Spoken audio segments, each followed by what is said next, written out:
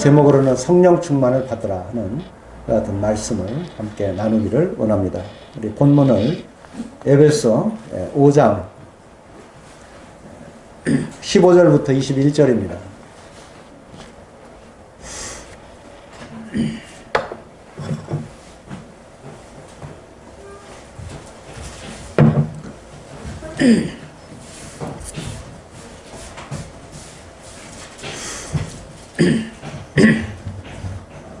네, 15절부터 읽겠습니다.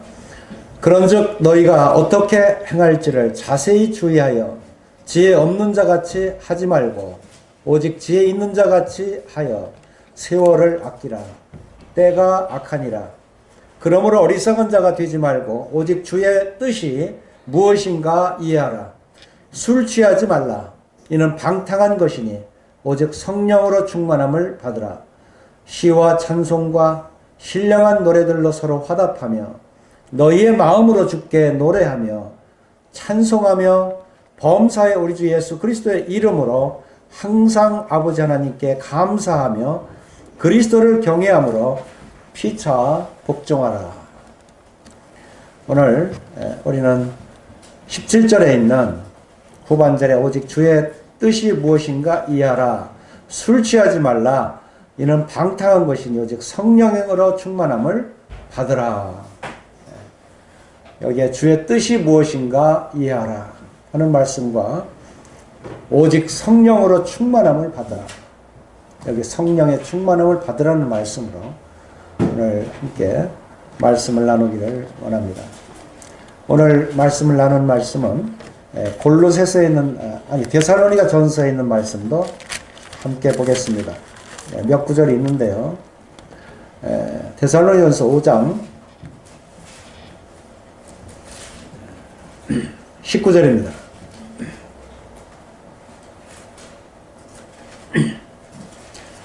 성령을 소멸하지 말며 예언을 멸시하지 말고 범사에 헤아려 좋아하는 것을 취하고 악은 어떤 모양이라도 버리라.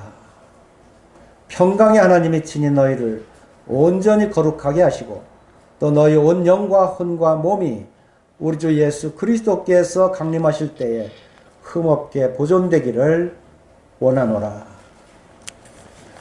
이 두 말씀을 읽고 또 여기에 연관된 말씀을 로마서 8장과 사도행전 20장을 연관해서 함께 말씀을 살펴보도록 하겠습니다. 우리는 이 에베소에 있는 이 본문의 말씀을 보게 될 때 이 본문의 말씀은 바로 이 5장과 6장을 거쳐서 이 마지막 부분에 너희는 오직 성령으로 충만함을 받으라 이렇게 말씀하고 있습니다. 이 에베소는 우리가 잘 아는 바대로 에베소 교회에 복음을 전한 사도 바울이 이제 교회로 말미암아 이제 안돈하여지고 진리 안에 서서 하나님을 잘 섬기고 은사를 따라서 하나님의 이 교회의 그 여러 활동들을 아주 활성화되게 일을 할 수 있도록 그렇게 교회에 관한 교회 진리에 관한 이와 같은 말씀을 주고 있는 것입니다. 초반에 우리는 이 성령 안에서 우리의 속사람이 강건하여지기를 바라는 이와 같은 말씀을 보게 됩니다. 그래서 이 에베소를 보게 되면 여기에 특징이 무엇이냐면 성령으로 거듭난 생명으로 하나님을 기쁘시게 하라. 그리고 하나님께 순종하라. 그리고 성령 충만으로 살아라 하는 말씀을 계속 주고 있습니다. 성령이 아니고서는 하나님의 일을 할 수가 없고 성령이 아니고서는 고린도서 2장에 나온 대로 하나님의 일을 깨달을 수가 없는 것입니다. 그래서 이 에베소 1장 18절에는 너희 마음의 눈을 밝히사 이렇게 말씀하시면서 우리의 마음에 성령이 거하시고 또 성령이 거하시는 그 안에서 우리의 마음 눈이 밝아질 것을 먼저 기도하고 있습니다. 왜냐하면 육적이고 육신적인 이와 같은 그 안에는 아무리 기도를 해도 소용이 없습니다. 육신적인 삶, 육적인 삶, 거기에 아무리 하나님의 말씀을 가르쳐줘도 그가 깨달을 수 없기 때문에 거기에는 아무 소용이 없는 것입니다.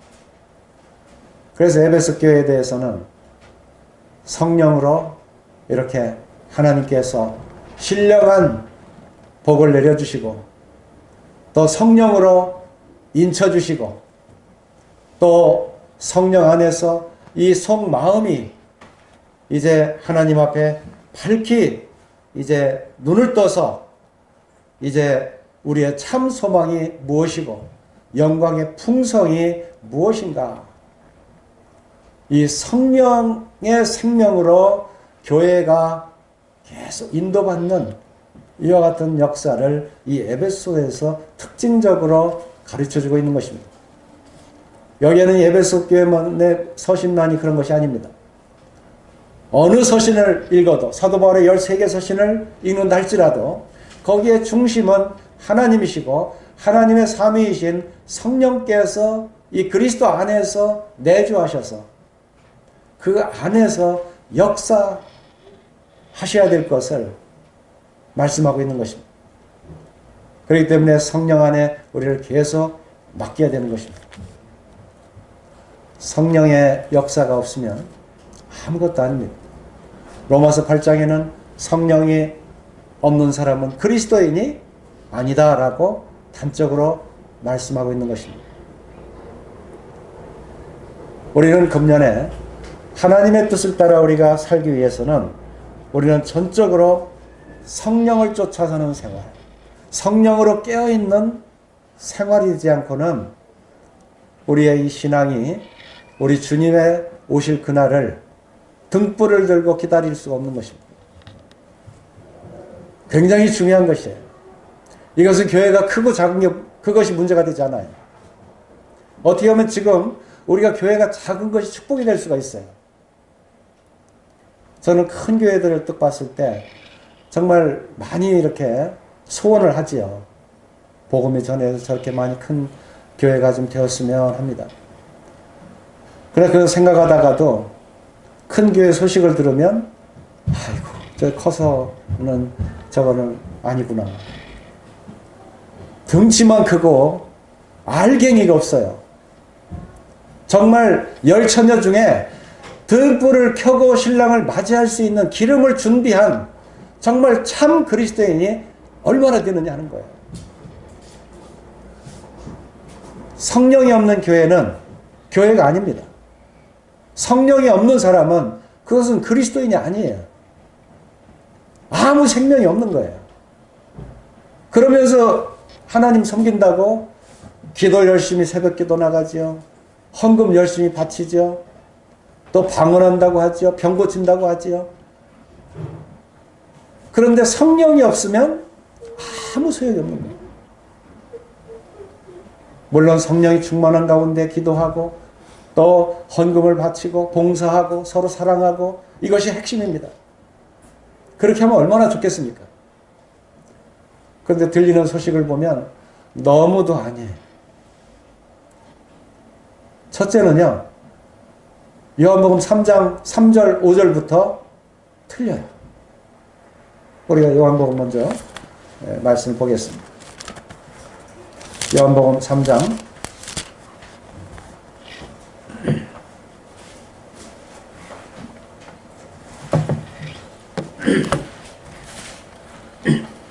3절입니다.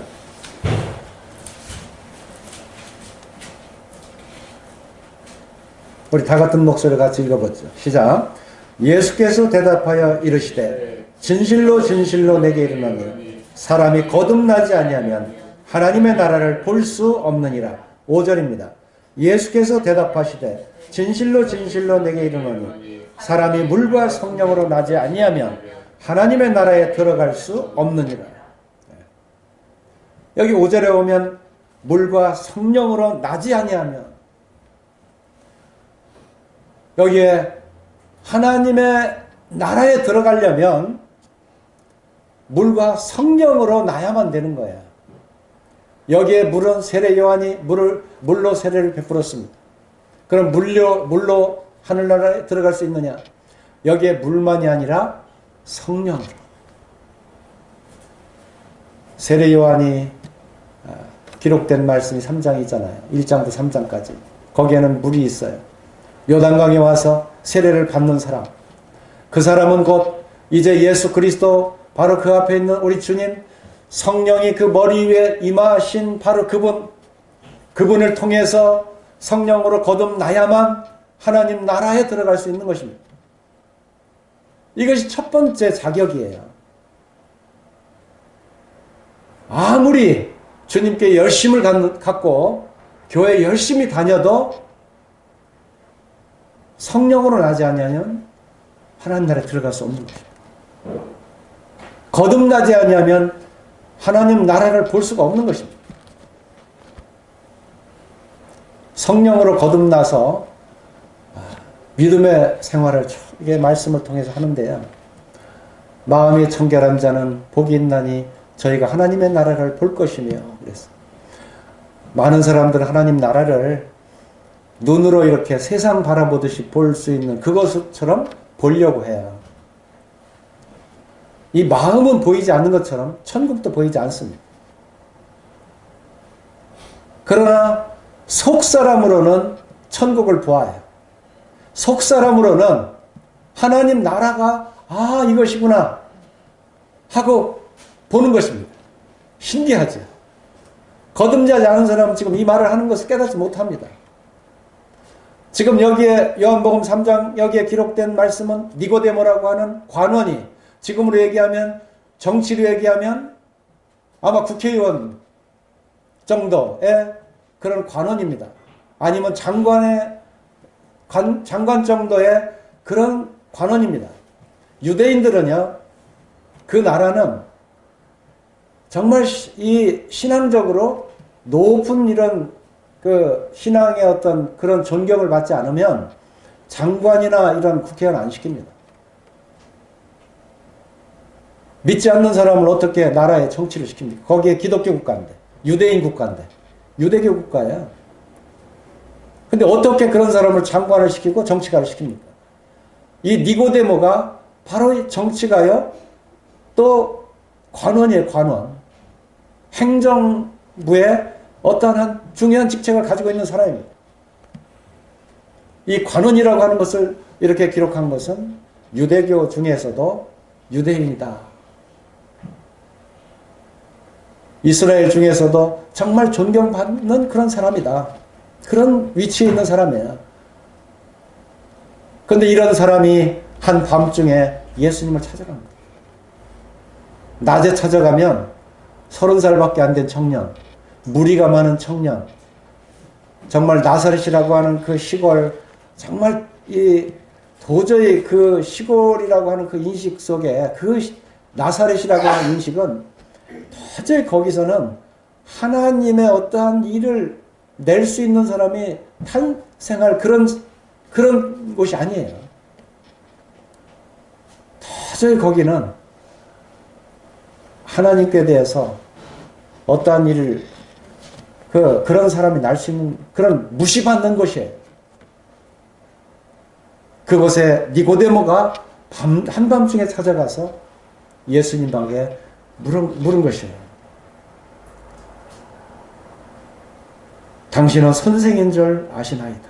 그런데 이렇게 하나님이 함께 하시지 않는다면 당신이 행하시는 이 표적을 아무도 할 수 없음입니다. 당신이 행하는 이 표적은 정말로 놀랍습니다. 눈으로 보기에는 예수님을 보기에 정말 표적도 행하고 참 이 시대적인 역사를 알잖아요.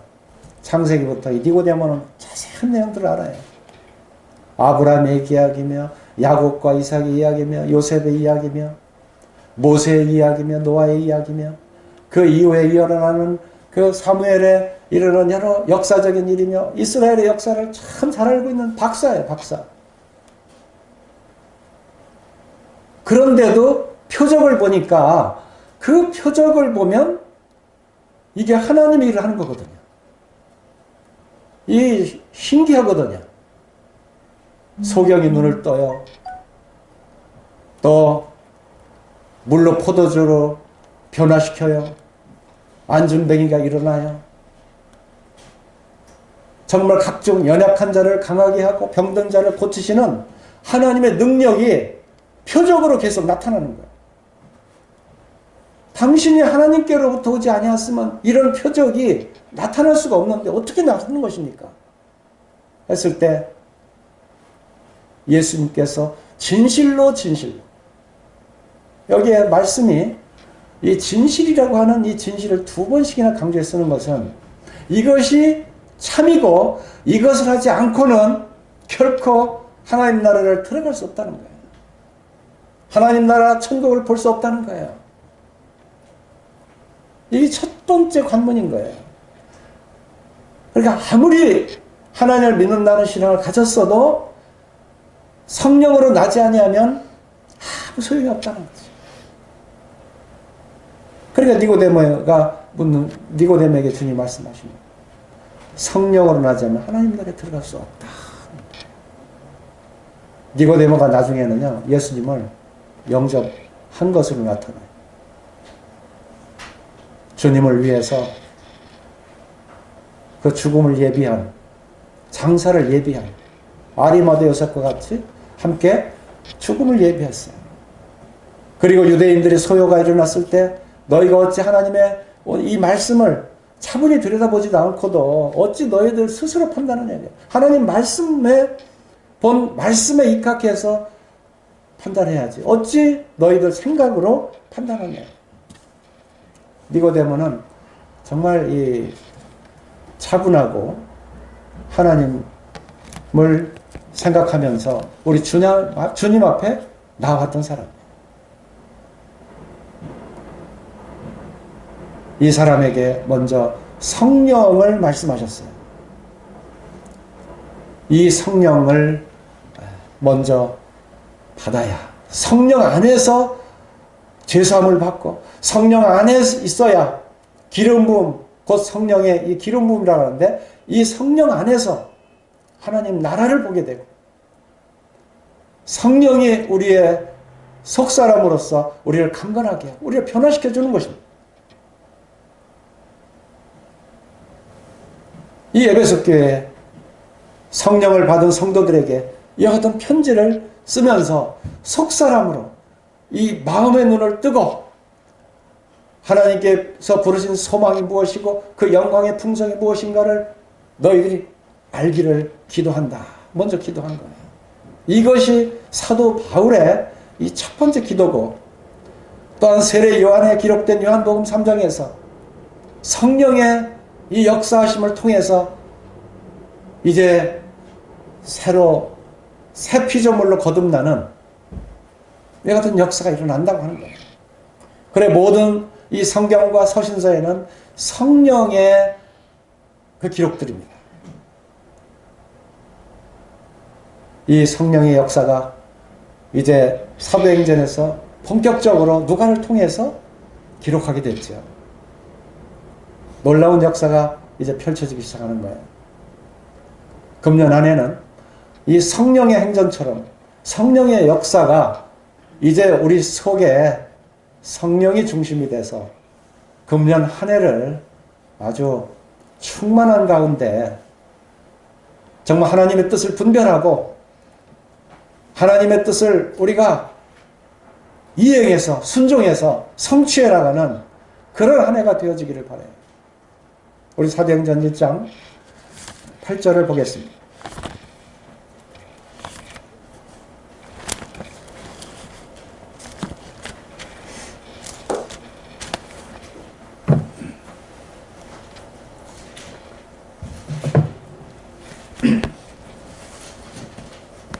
우리 같이 한번 읽겠습니다. 시작. 오직 성령이 너에게 임하시면 너희가 권능을 받고 예루살렘과 온 유대와 사마리아와 땅끝까지 이르러 내 증인이 되리라 하시니라. 여기에 오직 성령이 너에게 임하시면 이라고 말씀합니다. 실제적으로요, 성령이 임하시니까요, 이 권능을 받은 사람들이 있어요. 첫 번째는 그의 제자들이었습니다. 1장 14절에 보면 거기에 마음을 같이 오로지 기도에 힘쓰니라는 여기에 모인 다락방에 모인 이 무리들 한 120명이나 되더라. 한 120명 정도의 이 성도들에게 여기는 제자들 다 포함이 되어 있습니다. 이 사람들에게 먼저 이 권능이 임했습니다. 그리고 무엇이라고 말하고 있습니까? 8절에 예루살렘과 온 유대와 사마리아와 라고 말하고 있어요. 권능을 받은 사람들은 예루살렘의 복음을 전했습니다. 예루살렘이 뒤집어졌어요. 온 유대와 했는데 온 유대가 어떻게 됐어요? 거기도 뒤집어졌어요. 뭐로? 하나님의 말씀으로 뒤집어졌어요.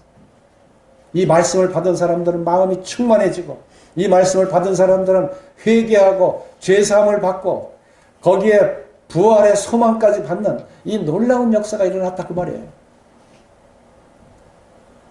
그리고 사마리아와 여기 사도행전 8장에 오면 빌립이 전도하기 시작합니다. 사마리아 땅에 들어가서 전도를 한 거예요. 그리고 이 사마리아 땅에 들어가 하나님의 말씀을 전할 때 이 사마리아 사람들은 마음이 아주 녹아져 있던 것 같아요. 그들이 하나님의 말씀을 받고 아주 위로를 받고 구원을 받아서 이제는 교회가 생기게 된 거예요. 사도행전 9장에 보면 바로 사마리아 땅에 교회가 세워진 이 역사를 기록하고 있는 것입니다. 이 사마리아의 복음이 증거되고 거기에서 많은 유대인들이 구원을 받았어요. 심지어 헬라인 이제 밖에 이방인들까지도 구원을 받기 시작한 거예요. 이 역사가 성령이 너에게 임하면이었어요. 성령이 임하면. 근데 사마리아 다음에 어디예요? 이제 땅 끝까지라고 말씀하고 있어요. 이 땅 끝까지라고 하는 이 말씀 속에는 지금 우리들이 함께 들어가 있는 것입니다. 우리가 예외가 아닙니다. 그리스도로 인한 성령의 충만을 받은 사람들을 통해서 이 교회의 역사가 계속 하나님 앞에 복음을 증거하고 하나님의 증인이 되고 거듭나는 이와 같은 생명을 계속 증거하고 있는 것입니다. 여기에 성령이 너에게 임하시면 사도행전 7장에 뭐라고 하고 있는지 아세요? 이르시되 때와 시기는 아버지께서 자기의 권한에 두셨으니 너희가 알 바 아니요. 지금의 시대는요, 그때도 그렇지만 이 마지막 시대가 참 언제입니까? 날짜알기를 원해요. 그리고 좀 정확한 시점을 좀 알았으면 좋겠어요. 그렇게 알기를 원해요. 근데 우리 주님은 너희의 알 바 아니다. 그것은 아버지께서 자기 권한에 두셨으니 이제 아버지의 주관과 소관에 두셨다 그 말이에요. 아버지의 소관에 두신 것이지 우리가 그것을 지금 아버지께서 알려주지 않는데 그것을 아는 것처럼 막 그냥 언제라고 얘기할 그런 거짓된 그런 게 아니라 그 말이에요. 헛소문 퍼뜨리지 말아라. 다만 징조는 말씀하셨어요. 징조. 마지막 시대의 징조.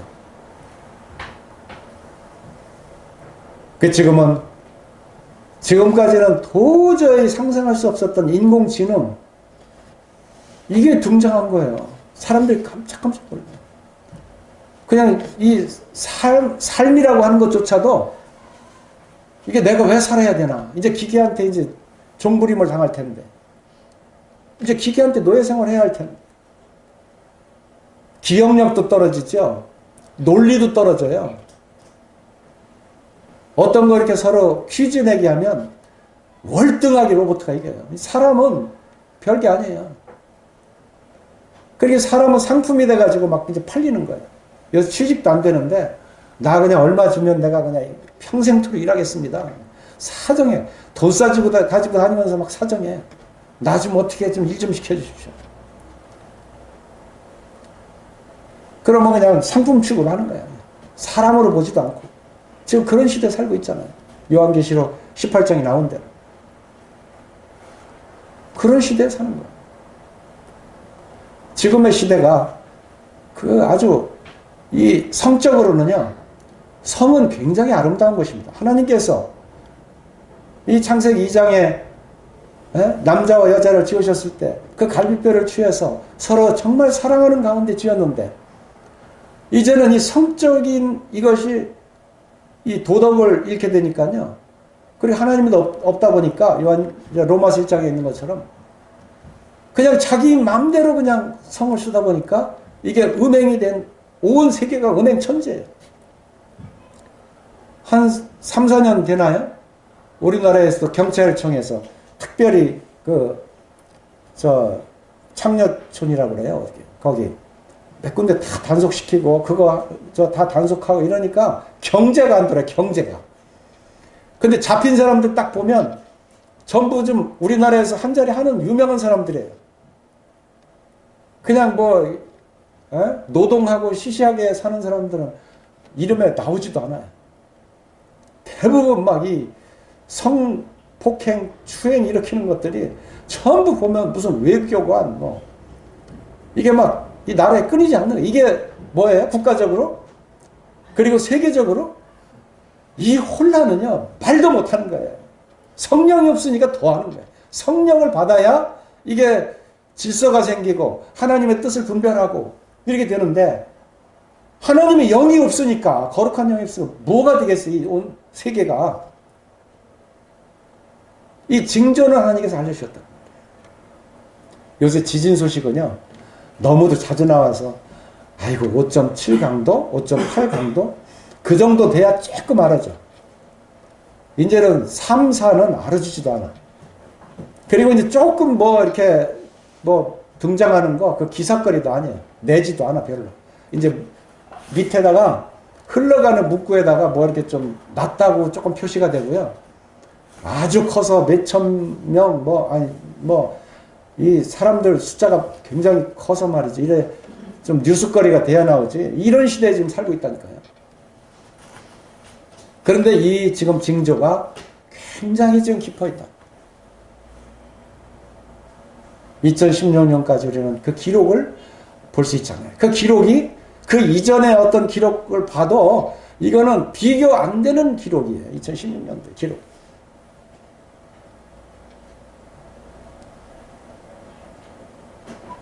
이제 너희는 머리를 들라. 주님이 말씀하세요. 주님의 가까우심이 힘이 가깝다. 무화과 나무 잎사이가 이제 무성해지고, 이제 그 때를 알리면 이건 이스라엘을 말하는 거예요. 이스라엘이 해방됐고 이제 이스라엘이 강력해지고 세계에서도 정말 이스라엘을 주목하는 이런 시대가 되었습니다. 모두가 다 그렇게 그 비유를, 무화과나무 비유를 그렇게 해석을 하는 그런 그것은 거의 다 동일한 것 같아요. 이러한 시대에 우리가 성령으로 나지 아니하면 하나님 나라에 들어갈 수 없느니라. 이것은 하나님께서 아주 엄중하게 그리스도를 통해서 우리에게 들려주신 소식입니다.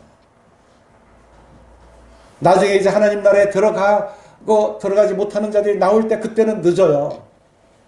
지금 우리가 하나님이 주신 말씀을 듣고 우리의 자신을 낮춰서 말씀 앞에서 우리가 거듭나야만 돼야 되는 거예요. 마음을 낮춰야 돼요.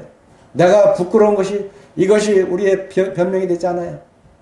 우리의 바쁜 것이 우리의 어떤 변명이 되지 않아요. 우리는 그저 겸손해야 돼요. 교만은 패망의 선봉이라고 잠언에 말씀하는데, 사람이 교만하면요 아무것도 못해요. 아무것도 하나님의 선물을 받지 못해요. 모든 이 대자연을 지으신 이 하나님, 만물을 지으신 하나님께서는 절대 교만한 사람이라 아무것도 주지 않아요. 하나님 앞에 낮춰야 되는 것입니다. 사도 바울이 처음에는 교만했어요. 기세가 등등해서 그리스도인을 전부 잡아다가 그냥 재판에 걸고 또는 스스로 죽이고 핍박하고 막 이랬어요. 그런데 사도 바울이 나중에 얼마나 겸손해진지 아세요?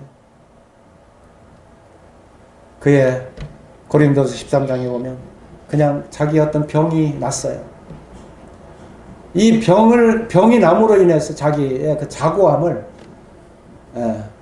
이렇게 제어시키는, 자기가 높아지는 것을 이렇게 낮추는, 그래서 병도 들었고 많은 핍박도 받으면서 그리스도의 본을 쫓아간 거예요. 표대를 향해 쫓아가는 거예요. 그것이 부름의 상을 위해 쫓아가는 사도 바울에게 있어서 오히려 그 가시가 나의 그 연약함이 그리스도와 더욱더 함께하게 했다고 자기를 더 약하게 만들고 더 낮게 만들고, 그래서 낮고 약하고 병들고 없는, 고린도서 1장에 말씀하고 있어요. 그러한 사람들을 하나님께서 부르신 이유를 알고 사도 바울도 그만큼 낮아져서 하나님을 섬겼던 거예요. 그렇게 기세등등한 사람이 그렇게 겸손해집니다. 겸손해져야 하나님께 성령을 부어주시고, 겸손해져야 하나님 나라에 들어가는 축복을 얻게 되는 것입니다. 이것은 남녀노소, 나이가 어리고 나이가 많고의 이런 차이가 없어요. 겸손해야 하나님 나라에 들어가는 것입니다. 우리 로마서 8장을 보겠습니다. 로마서 8장.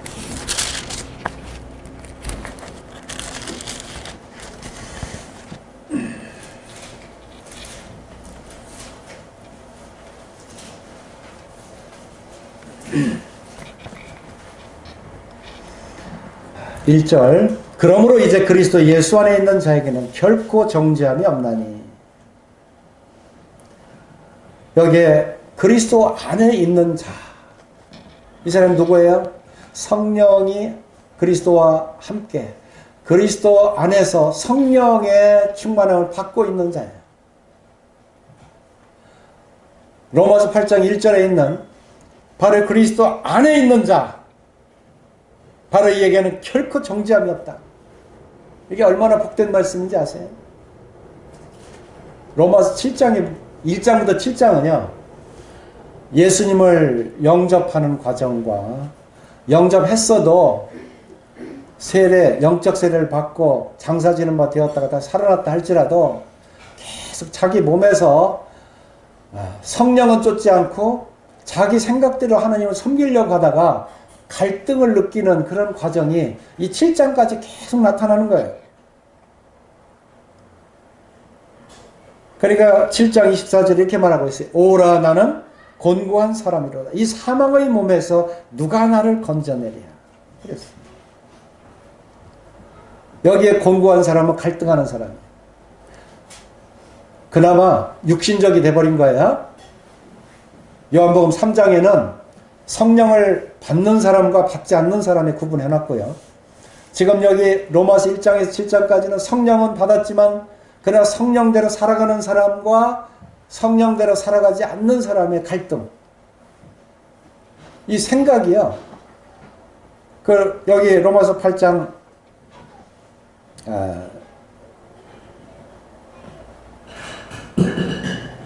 5, 6절에 보면 6절을 먼저 볼게요. 육신의 생각은 사망이요 영의 생각은 생명과 평안입니다. 그러니까 생각이 있는데 육신의 생각을 갖는 사람이 있고 영의 생각을 갖는 사람이 있어요. 그러니까 육신의 생각을 갖다 보면 사망으로 가는 것 같고 영의 생각을 갖는 것 같으면 여기에 생명과 평안을 받은 것 같고, 그래 이 갈등이 여기 7장 24절에 오라 나는 곤고한 사람이라. 이 사망의 몸에서 누가 나를 건져내려. 바로 이런 고백을 하는 거예요. 여기 7장에까지 사도 바울도 이렇게 구원받고 나서 로마서 6장에서 세례를 받은 간증까지 하면서 하나님께서 기뻐하시는 순종으로 병기를 그리스도를 통해서 드려라 그렇게 말씀했어요. 불순종의 영으로 드리지 말고 그런 몸으로 드리지 말고 순종, 그리스도를 순종하는 것으로 병기를 드려라 이렇게 말씀했어요. 그러니까 계속 이것을 잘 알고 있어요. 사도 바울. 그런데 7장에서는 이런 갈등을 하거든요.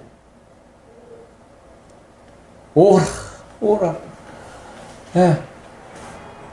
7장 21절을 보니까 그러므로 내가 한 법을 깨달았노니 곧 선을 행하기 원하는 나에게 악이 함께 있는 것이라. 내 속사람은 하나님의 법을 즐거워하되 내 지체 속에 산 다른 법이 내 마음에 붙어 싸워 내 지체 속에 있는 죄의 법으로 나를 사로잡는 것을 보는다. 그러니까 여기에 선에 속했다, 악에 속했다. 속삭으로는 하나님의 법을, 또 지체 속에 역사하는 다른 법은 이게 죄의 법 아래로 나를 자꾸 사로잡아 가는 거예요. 이거 갈등 많이 느끼시잖아요. 이렇게 갈등을 느낄 때 어떻게 해요? 그리스도 안에 있는 자라고 말씀합니다. 그리스도 안에 있는 자. 그리스도 안에 있어야만요, 이 세상을 이깁니다. 그리스도 안에 있어야만 우리가 평강을 누립니다. 우리가 오늘도 시편에 있는 말씀을 읽었습니다. 여호와는 나의 반석이시요. 또 시편 18편에 보면 여호와는 나의 산성이시요. 나를 지키시는 이시요. 그리스도 안에 있을 때 성이 되어서 지켜주는 거예요. 그리스도 안에 있을 때 우리가 반석 위에 있는 것처럼 든든한 집을 지어갈 수가 있는 거예요.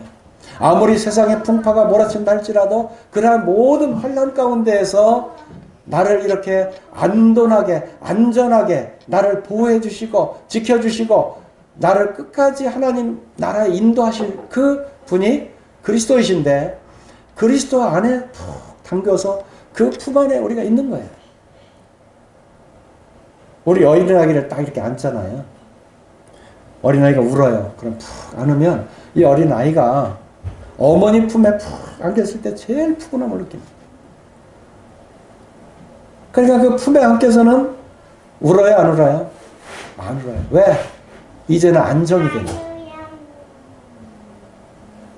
우리의 이 교회는요, 꼭 이렇게 그 연합, 둘이 하나가 되게 돼 있어요. 남자가 여자를 만나는 것처럼 에베소 5장에 보면 한 법을 깨달았다 하는 말씀. 이것은 이 교회에 그리스도께서 함께 사랑으로 함께하고 있기 때문에 이 교회는 교회인 거예요. 이 교회는 살아있는 거예요. 이 교회는 생명이 있는 거예요. 이 교회 안에는 안전함이 있어요. 너에게 평강이 있을지어다. 지금 이렇게 말씀하셨잖아요. 이 평강을 우리에게 주셨다 그 말이에요. 이 평강, 안전, 이거는 지금 로마서 8장 1절에 읽은 바대로 그러므로 이제 그리스도 안에 있는 자에게 이것을 주신 거예요. 이 선물이에요. 하나님의 선물. 그래 지금 아무리 세계가 변하고 아무리 두려운 일이 생길지라도 그리스도 안에 딱 들어가 있으면 시편 18편 한번 읽어보세요. 얼마나 안전하게 거기 든든 서 있는. 시편 27편을 읽어보세요. 얼마나 안전하게 이 보호하심을 받고 있는가. 시편 37편 한번 읽어보세요. 거기에 그 하나님 여호와께 맡긴 자의 그 맡김이 얼마나 안전하고 그 인도하심이 얼마나 그를 늙어 죽어도 그에게는 걸식함을 보지 못하는 안전하신 보호와 인도하심이 있다 그 말이에요. 이것이 그리스도 안에서의 자유고 평안인 것입니다.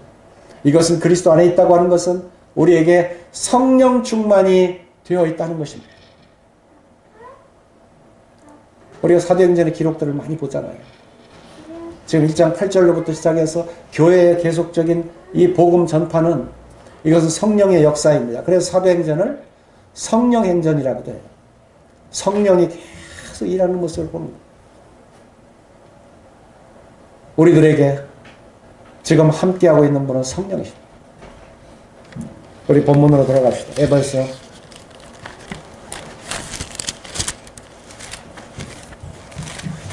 5장 18절 술 취하지 말라. 이는 방탕한 것이니 오직 성령으로 충만함을 받으라. 술 취해 보신 분들은 이해하실 거예요. 그냥 모든 거 다 잊어버리고 그냥 술이 취해가지고요. 그냥 내가 하고 싶은 말 마음대로 뱉어 그냥. 술이 취하니까 그냥 머리가 뱅뱅 도니까 참 기분 좋아. 막 노래도 나와. 술 취한 사람 옆에 있으면 웃겨요. 지하철 타고 가다 보면요. 술 취한 사람. 심지어 성령에 취한 사람은 왜 술 취했다고 하냐. 사도행전 2장에 성령 받고 충만하게 되니까 옆에 사람들이 막 그냥 기도하는 모습, 그냥 하나님과 교통하는 모습을 술 취했다. 성령에 충만하면요. 하나님 세계를 다 들여다보니까 기분이 너무 좋은 거예요. 막 기쁨이 올라와. 희열이 올라와. 기쁨하고 희열은요, 비슷하지만 달라요. 기쁨은 외적인 표현으로 드러나고 있고, 외적으로 우리가 기쁘다, 기쁘다 이렇게 말할 수 있지만, 희열은요, 남이 모르지만 내 속에서 정말 이 기뻐하는 이것이 속에서부터 불같이 막 일어나요. 불꽃처럼. 술 취하면은 글쎄 이거 느낄래 이 마음 중심에서 오는 건 못 느껴. 저도 술 취해봤지만 저 6살 때부터 술 먹었거든요. 6살. 네? 막걸리 그냥 한 대병 먹고 취해가지고 뱅글뱅글 돌아. 가만히 빤드 시간에 그냥 세상이 돌아가. 세상이 돌아요. 제가 돌아가는 게 아니라 세상이 돌아가요.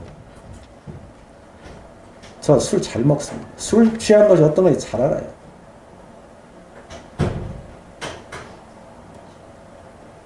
아주 기분이 좋고 세상 참 그것처럼 편한 게 없고요.